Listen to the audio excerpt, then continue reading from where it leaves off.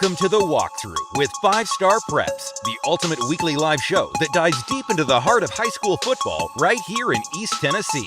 Powered by Triple F Training. Train like a pro. Each week, Jesse Smithey and the 5-Star Prep team takes you beyond the gridiron and into the stories that define Fall Friday nights in the hills of the Great Smoky Mountains. From the thrilling touchdowns to the hard-hitting tackles and the unsung heroes who make every game unforgettable, we've got it all covered. Join Jesse Smithey as he breaks down this week's biggest games, highlights the standout performances, and gives you the most comprehensive high school football coverage in East Tennessee.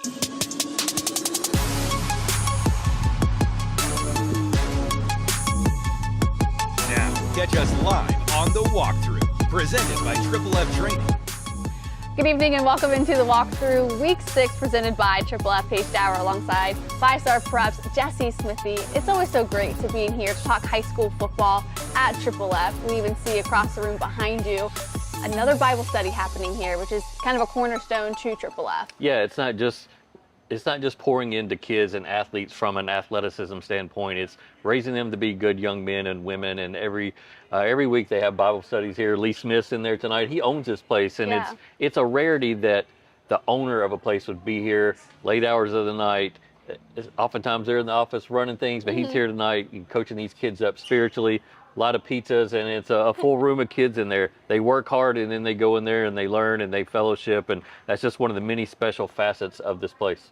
Yeah, there's definitely a lot of special things going on here at Triple F. But I want to get to our new top 12. A little bit of movement. A lot of that movement kind of comes towards the bottom of the list. And we got some midseason awards that we'll talk about as well, so make sure to stay here for that.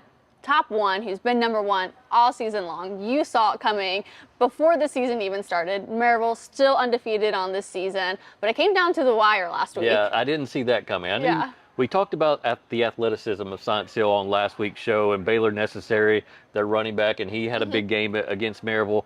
But I didn't expect midway through the fourth quarter for Maryville to be trailing in that game. Yeah. But as we've said time and time again through the years, you are as good as you are on your off nights. Yes. You know, a great football team, when they're not at their best, if they still find a way to win, that's how you know they're special. And Maryville, midway through the fourth quarter, 11-play, 88-yard scoring drive, all the way down to about 3 seconds left on the clock, get that game-winning touchdown, and save the undefeated season. So keep their number one spot in the 5-Star Preps ranking. I know they don't care about that, but just to keep the momentum going, the wins going. They're used to 10-0 regular seasons out at Maryville, and so they got that done. And so they didn't have Brody Smith, Lee Smith's son. Yeah. He tweeted that night that he wasn't going to be able to play, but that he should be back soon. So we'll see kind of when he resumes play with Maryville High School. But again, didn't have their best stuff, didn't have all their complement of players, still found a way to win. What does that 88-yard scoring drive tell you about this team?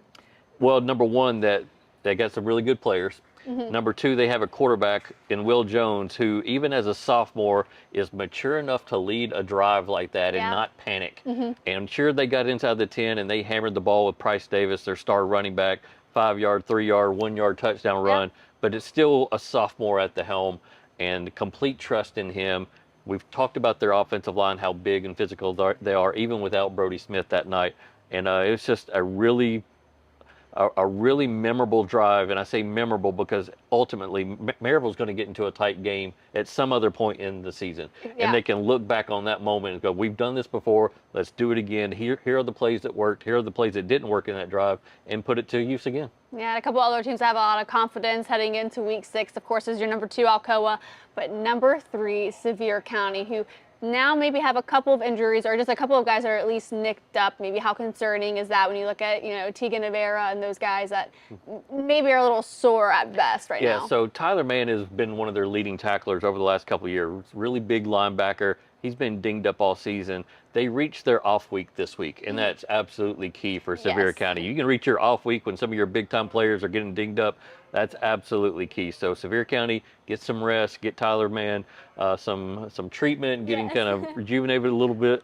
Tegan Rivera, we might see him out for a couple of games. We don't know yet. There's still some further testing that needs to be done, but I think he had a lower leg injury, so we'll see. But in that game against Tennessee High, Cooper Newman, the quarterback, a school record 7 touchdown passes in one game. Unreal. He's thrown 100 passes, exactly 100 passes through 5 games. He's completed 82 of them. Yeah. 82% passer as a sophomore. Doesn't he now have like over 1,100 yards on the season? Over 1,000 or 1,100 yards. It's incredible what he's able to do mentally and physically and piece it all together at such a young age. There's a reason why Virginia Tech has offered him, and many more will as well. Yes. And then your next ones are Anderson County, Powell, and then the next one is Catholic, who despite Tyree King having a really great game, it just wasn't enough to preserve the lead. Yeah, you go all the way over to West Tennessee to the Memphis area, 6 hours basically on a bus, maybe more depending on how many times you stop. Yes.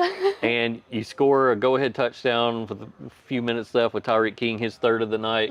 Just were not able to hold on to that. And Catholic knew it was going to be a tough game. We all knew, just kind of looking at the matchups and the stats, that it was going to be a tight one. And that one's going to sting for Catholic because they needed that win. There's some big matchups coming up that they're not going to be favored to win. Yeah, not at all. The next one is we've got West, who just score quickly. Jack Keith, who not only made big plays last year, but he's made big plays every single game this season, and I think he deserves a little bit more love. Sure. You had a couple of his stats in the top 12 on 5starpreps.com. Just tell us a little bit about Jack Keith. Yeah, I mean, he's the second leading tackler for West.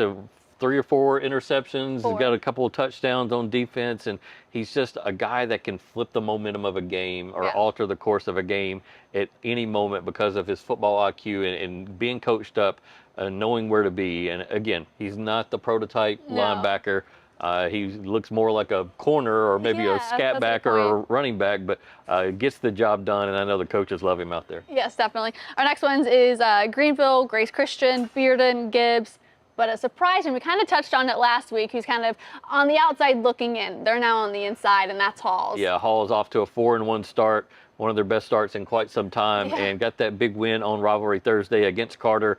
Amari Lethgo had a fantastic game in that, I think over 300 yards passing and 4 touchdowns. Kind of considered him for Player of the Week nomination there because he had such a fantastic football game. But it's not just him. It's Drew Ross, the tight end, making big plays. It's Brody Rogers making big plays at wide receiver. It's Dom Culp on defense. I'm starting to really love to watch Halls High School play football. And it's been that way for a couple of years now, but it's really starting to peak. And so with Meigs County losing to Stone Memorial, they fall out of the top 12. Halls comes right in. And we'll talk about their big game coming up this week. Yeah, they've got a big one coming up, so definitely stay with us. I want to get to your mid-season awards because somehow we're already at the midway point of the regular season. Regular season, yes, exactly. Our first one is the best game that we've seen up until this point. You decided to take a week 1 game against West and Bearden. West and Bearden, I mean, just triple overtime games, so many crazy plays, botched kicks, turnovers returned for scores. I can't even recount them all. The environment there, all the trick plays, the environment. I mean, it was 3 and 4 people deep in one of the end zones, and it was just a night to remember and a game to remember. And if there was a runner-up, it'd probably be the next week with Bearden and their schedule. Bearden and Alcoa, and of course Alcoa returning that kickoff and getting a 40-something yard field goal to win it. So a wild couple of games, both involving Bearden, but definitely ones that I'm going to remember for a long time. And your MVP is someone we talked about earlier in our top 12, Cooper Newman. Yeah, just if there's one player that's really been like the most impressive guy, it's got to be Cooper Newman. Again, you're a sophomore and completing 82% of your passes. and in that offense, sometimes it's a little small route here or there, but I've also seen him heave it down the sidelines multiple times this year.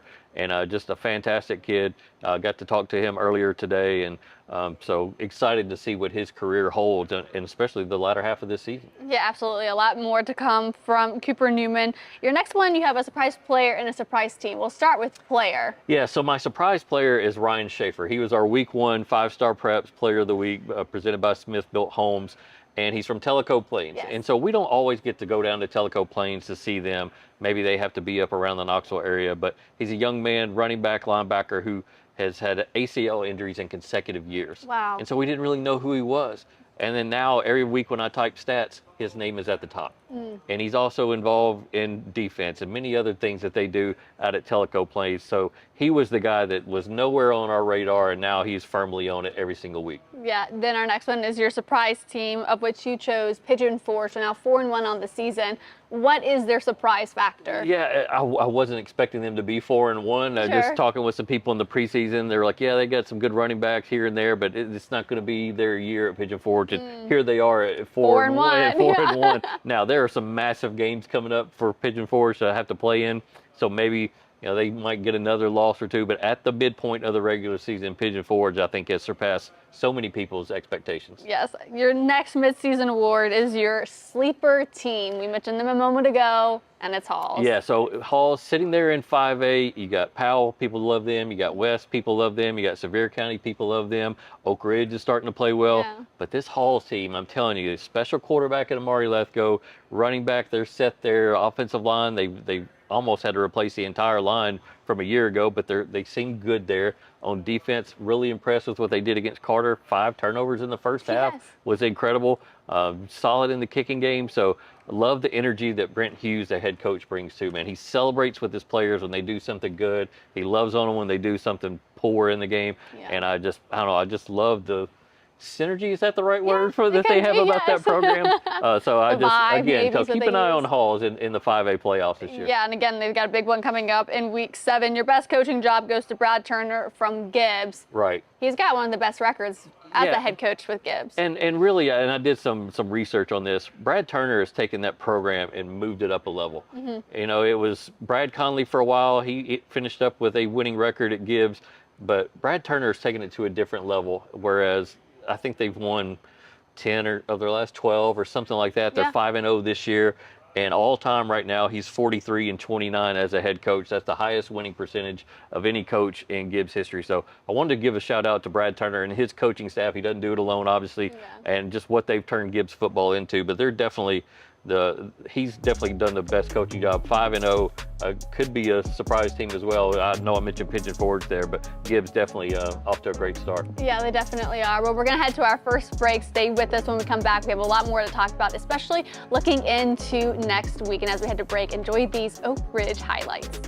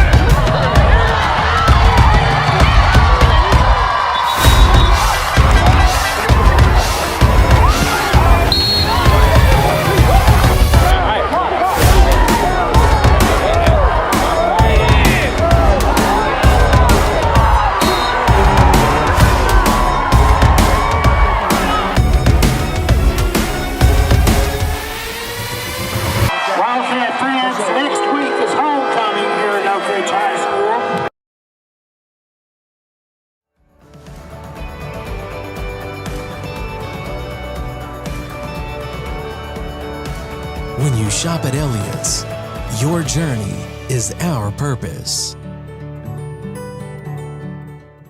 North Knox Siding and Windows is a complete exterior home improvement company that can help you with all your exterior needs. Visit us today at 5618 North Broadway.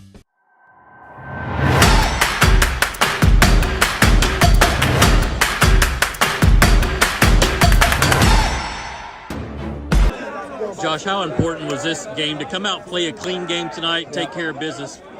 Yeah, I mean, we felt like we hadn't played real well yet in any of our 3 games that we've played. We felt like we made a lot of mistakes. So these last couple weeks, we had bye week last week and this week. The focus was on us just getting better. Tonight was great because it was a region game. We came into this game 0-0. It was a region game, so it was good to get region win number 1. Our goal this week, obviously, was to get better, work on us, and to be 1-0 on Saturday morning. Drew Parrott, I thought, had a great night throwing the football, running the football, and just having a good command of the offense and confidence about him. Absolutely. He's had 2 really good weeks of practice. The Anderson County game, he got thrown to the fire and had about 72 hours worth of quarterback play, even though he's done it so many times. It's just second hand to him. It's so natural for him. He had a great week of prep. And came out tonight, really commanded the offense really well. Thought he did a good job with his reads. His decision-making was good, I really thought, and had a great night. It was good to see. And also, Torian Riggins, another strong night running the football. I mean, that guy's been a nice luxury to have while Jason's on the mend. I've told, Torian is really wanting to play college football next year, and I've really worked the phones these last few months. And I've told every college coach I've spoken with that he's RB1 at a lot of schools. We just haven't had Jason Thompson, and a lot of those guys know Jason. So like, okay, that makes sense. But he'll play college football somewhere next year. He's 220 pounds, very light on his feet, very athletic for a kid 5'8", 220. So we kind of talked about leading up to this game. We didn't know if Jason would play. We didn't know if DJ Hunter would be back. Do we kind of know where they are right now in their recovery? And I'm not giving the coach speak. It's just giving you honest answers. We are in the 11th hour of about everybody of us being fully healthy 100%. We're really close about having everybody back. Got to see Charles Humphrey play tonight. Big junior. I don't know what y'all call him, but big number 76. He's a big kid. He has a massive presence there at left tackle. And where does he stand in development in terms of being comfortable in the offense and doing everything he needs to do? Well, our O-line coaches, Coach Dauer, Coach Swartz, done a great job getting him caught up to speed. I think he's been at maybe 6 or 7 practices is all he's had. So it's a little much for him right now, but he's learning on the fly. He had a couple moments, you could tell tonight it was his first game with us. He had some moments where he played a little slow, and he's not a slow guy. So I think it was just a little bit fast for him out there at times, but he's going to be really good. You can't coach the size, as they say, and he's going to be there's a reason why he's got offers from Oregon and other places. He's going to be a really good player. At the high school level, how much does his athleticism, his wingspan, maybe help mask mistakes, help make up for stuff like that sometimes? Oh, it's huge. He can sometimes step wrong, but still make the block he needs to make because he's so long and so athletic. And it's just, we're glad he's with us. He's going to get nothing but better and better with every single day. Last thing, I know next week is a huge week for your locker room, Farragut's locker room. You've been through that fire of this rivalry now. What's it like, and how are you going to prepare your guys for that? For us, it's a big game. It's a big game for our kids. It's a big game for our school, for our community. But we have to treat it like another region game. We can't get caught up in all the hoopla and the intensity of the rivalry or anything like that. This will be another week of us just getting better, and we got to go out there and play harder than Farragut, because we know they're going to lay all chips on the table. They're going to be ready to play for us, so we got to be ready. Welcome back into the walkthrough week 6 presented by Triple F. Paige Dauer, Jesse Smithey. We just came out of the interview with Josh Jones, who talked a little bit about their quarterback, DJ Hunter. How important is it that now that they're kind of in that final stretch, they can get them back onto the field to play on these Friday nights? Right, and so they have a huge game coming up with Farragut in week 6, and DJ Hunter's been out since that Alcoa game. What we saw in Hardin Valley versus Bearden last week was Drew Parrott, the senior, the veteran guy who's been quarterback before, come in and play a very clean game. He threw the ball well, he ran the ball well, he made great decisions. He looked like a guy that could lead Bearden to a victory over Farragut. So it's going to be an interesting dynamic that Josh Jones has now going into this Farragut game. Do you play the guy who's got the hot hand? Do you play the sophomore and DJ Hunter who's got the offers and the college talent and whatever, but he's been out for a couple of weeks. So maybe you work him in a little bit of both and see who ends up with the hot hand and who gives Farragut the most trouble. But again, Drew Parrott played extremely good football. But we talked on the show last week, the question marks around Bearden. Will DJ Hunter return against Hardin Valley? Will Jason Thompson return against Hardin Valley? Neither of them played in that game. Nope. But we got to see the debut of Big Junior. Yes, Big everyone Junior. was looking forward to that. Charles Humphrey, 6'7", 290 pounds, from the Memphis area. I shook his hand after I got done interviewing him, and I'm walking back to my car. I'm like, why is my hand hurting? And it's the hand that Big just Junior. swallowed your He hand. didn't like intentionally try to give you a firm. It's just his hand swallowed mine. He is 6'7". His arms go down to like his knees. His wingspan is my massive. gosh. Got him out there at left tackle, so he has some reps under his belt now. Well, we'll see him out there against Farragut. Yeah, that'll be interesting. But yeah, Drew Parrott definitely been a good soldier up until this point. Now let's look at week 6. It's a bye week for a lot of teams, but still, it's a fun slate. A lot of good rivalries that are coming up. We mentioned them a little bit ago. It's Bearden and Farragut.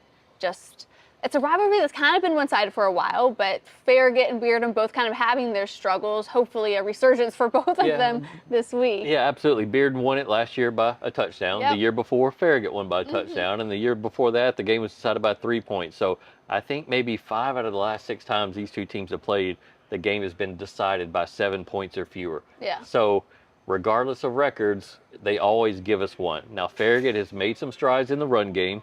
Of course, we've talked about the receivers, Landon Robbie Collins Jacobs. and Robbie Jacobs, and how dynamic they can be. They also play a little bit of defense, I believe. So it's all going to be, in terms of Farragut competing in this game, they're going to have to establish run early, and then build the confidence of their quarterback. Whichever quarterback they play that game, give him some easies, getting going, getting confidence.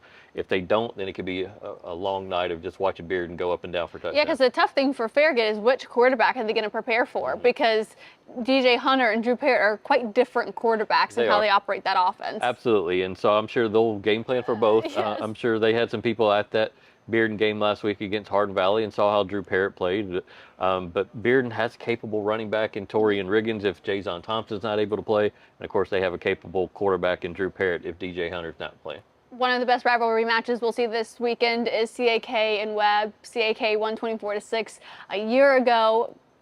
Do we kind of see something similar like that again, or is it kind of a wash and you just got to see because it's CAK and Webb? Yeah, I mean, we're seeing CAK have some improvements offensively. Yeah. They've had some difficulties at times or injuries here and there. Lincoln Rich, a freshman running back, is starting to come into his own and make plays here and there. But this game should be Webb. I think they're going to be favored in this game. They've won their last 2. And Shavar Young is going off, and so it could be Webb's ball game. I think they have the home field advantage in this one, but I love the atmosphere between CAK and Webb, just two schools that are literally right next to each other. Yes, probably like share a backyard. Right. And the head coaches right now are 1-1, so it'll be interesting to see how the rivalry between the coaches ends up splitting after that game. The next one is Grace at Lakeway. So last year Lakeway won 21-16 and then won back-to-back. So they won the last 2 matchups. Right. So this is going to be the Thursday night TV game. Grace is going to go on the road and be a heavy favorite in this one. Lakeway has not really competed well this year. Yeah. So I just wanted to mention this game. Grace, a lot of momentum, still building. Terrion Thomas had a huge game a week ago. Yep. Had over 100 yards rushing, 100 yards receiving. And, of course, Weston Edmondson, the quarterback, continues to impress. He's Unstoppable, he's up over 80% passing as well and well over 1,000 yards passing. And so expect Grace to kind of roll in that one. Yeah, the other one is Granger and Northview. Northview had a shutout win a year ago, 28-0. But do we see it maybe going back towards Granger? Yeah, this is one of those games that's important for region implications. Yes. There are 7 teams in that region. Only 4 are going to be able to make the playoffs. So this game could help one of these teams get a leg up in terms of securing one of those 4 spots. Yeah. And it's a matchup of dual threat quarterbacks. Ashton Taylor at Granger, he's only about 5'10" to 150 pounds, but he can get down the field in a hurry. Watch film on him earlier this week. Loves to bounce it outside, and he's got tremendous speed, and he can chunk it down the field pretty well too. And then for Northview, you got 6'2" Mason Phillips, the epitome of dual threat quarterback. Kennesaw State is after him, so he's a guy that definitely has college ability.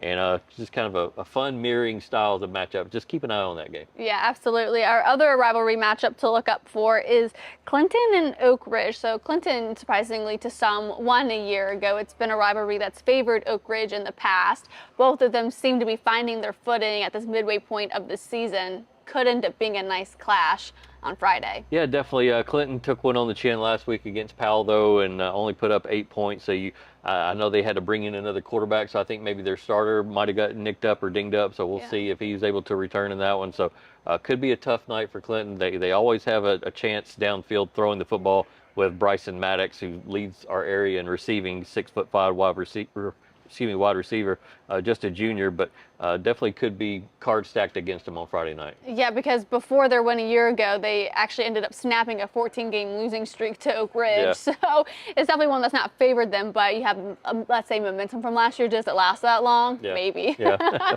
You hope if you're Clinton in this matchup. The next one is Carter at Anderson County. So the Mavericks won 49-0 a year ago. And interesting, when I was looking back at the rivalry, it ended up being that 3 of the last 5 scores for Anderson County, they had 49 points. The other one was 52, the other was 48. So just interesting that they've been able to hit that 49 mark. And so for Anderson County, they're rolling right now. Still undefeated, have this game at home, and they're going to do what they got to do. Carter's got to find a way to bounce back from last week's loss to Halls.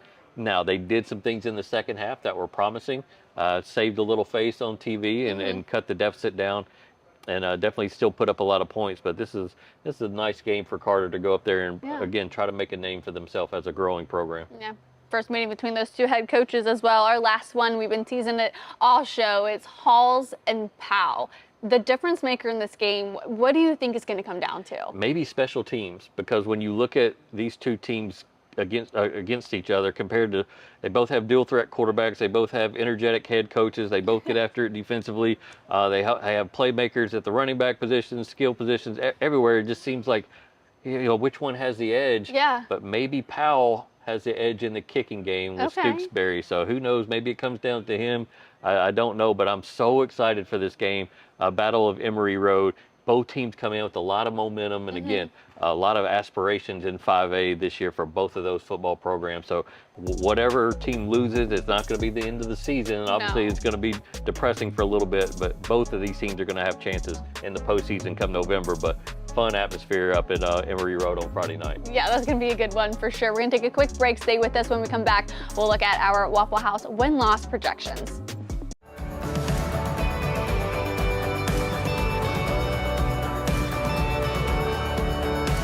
When you shop at Elliott's, your journey is our purpose.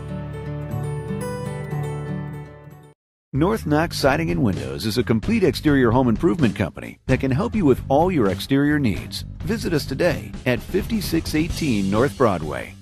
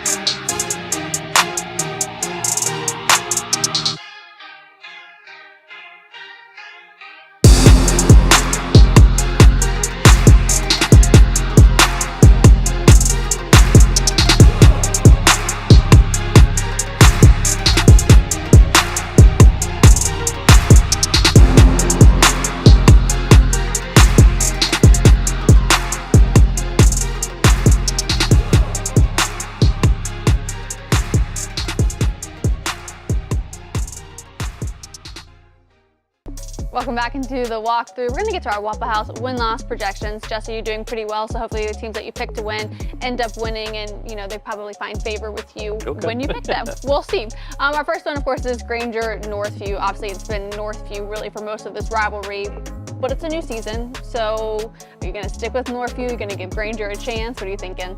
We've been on Mason Phillips for a long time in terms of just being a prospect, and I'll give a shout out to Danny Parker, our photographer, for seeing him early on in his high school career and say, hey, this is a really good dude. And I start watching film of him and his ability to run the football in open field, hurdle players. He's got a tremendous arm, very even-keeled kid. When you talk to him personally, one-on-one, good temperament about him. I like him as a leader and a guy that can will his team to a win in this game.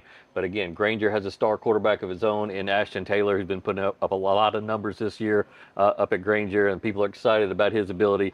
So it could be a fun kind of back and forth affair. Yeah. But when I think the game is on the line, I think Mason Phillips is going to deliver for Northview. Absolutely. Our next one is Clinton and Oak Ridge.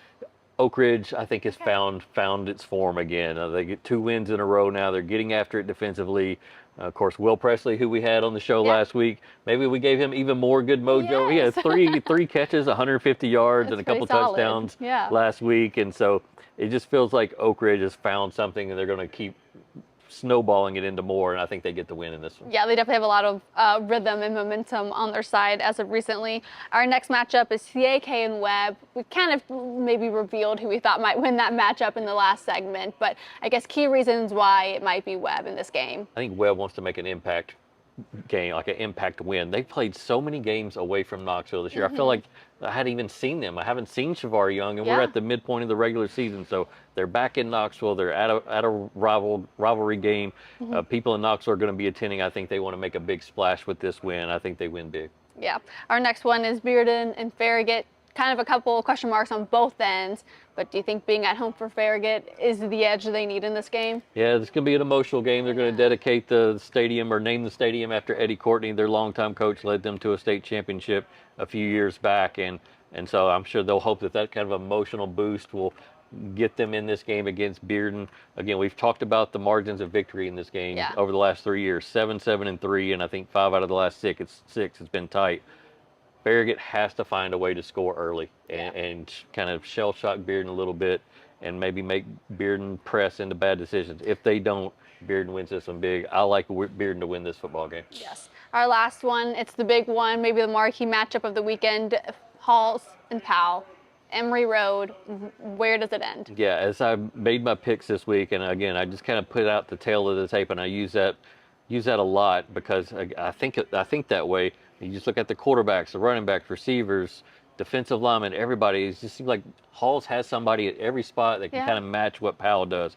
And then you look at the special teams, and Dylan Stooksbury, the punter, the kicker for Powell, he's the one that kind of stands out in that department. So I'm thinking, okay, all these other guys just kind of negate each other. Maybe it comes down to the kicking game. I like Powell to win this one in a tight one. Yeah, that'd be a really fun game if it does come down to special teams, because I feel like nothing else gets people hyped like a nice solid kickoff or punt return and you try and take it back for a score. But that's very exciting. I do want to take a quick look at week 7 because a lot of these teams that have bye weeks, they're also coming back. So it'd be good to kind of give it a little taste of what's to come. Maryville and Bearden, that one could get ugly fast. Possibly. Bearden thinks they can win. Being on the sideline at Bearden this year, I even heard some of the hangers-on debating like who's going to win, Bearden versus Maryville. Okay. So Bearden beat them a year ago, and they think they can beat them again. So they're going to go in there with a lot of swag and a lot of confidence and try to knock Maryville off. Yeah, that win a year ago snapped an 18-game losing streak. So you talk about emotions and finally getting one. That was definitely last year. The other one is Clinton and Anderson County, who they won against Clinton a year ago. Clinton's schedule at this mid-portion of the season is ridiculous. You talk about Powell last week, you talk about Oak Ridge this week, and then another rival in Anderson County. So you just wonder what kind of shape Clinton's going to be in after this 3-game stretch. Yes. Our other one is Kingston and Loudon. So Loudon won last year. I think it was 17-14, and they're also undefeated on the season. I love these two communities matching up against one another. You just both value running the football and playing hard defense. It's kind of old school mentality football. I love it when they clash. Yeah, no, it's always a good matchup. West Alcoa.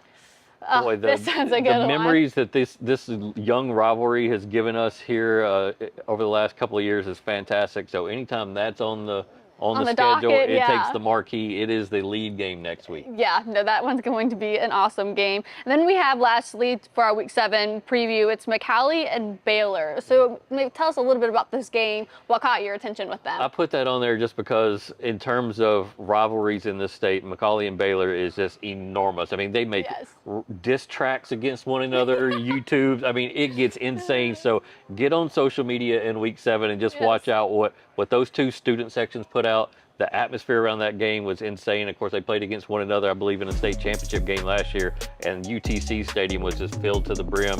It's a big one. Yeah, and it's a long rivalry, too. Baylor has it by 2, 45-43 all time. So I guess if a rivalry is that long, you need diss tracks or something to make it entertaining as well. Well, that's our walkthrough Week 6 preview. Thank you all so much for joining us. Make sure to go over to 5starpreps.com for all the latest content and stories that Jesse Smithey and the team put together. Thank you all for watching, and we'll be back next week. Welcome to the walkthrough with 5 Star Preps, the ultimate weekly live show that dives deep into the heart of high school football right here in East Tennessee. Powered by Triple F Training. Train like a pro.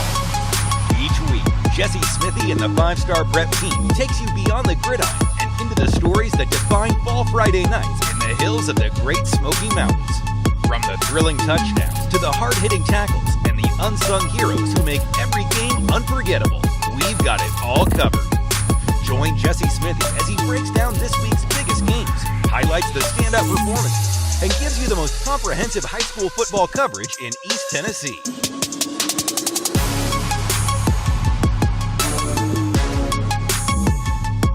Now, catch us live on The Walkthrough, presented by Triple F Training.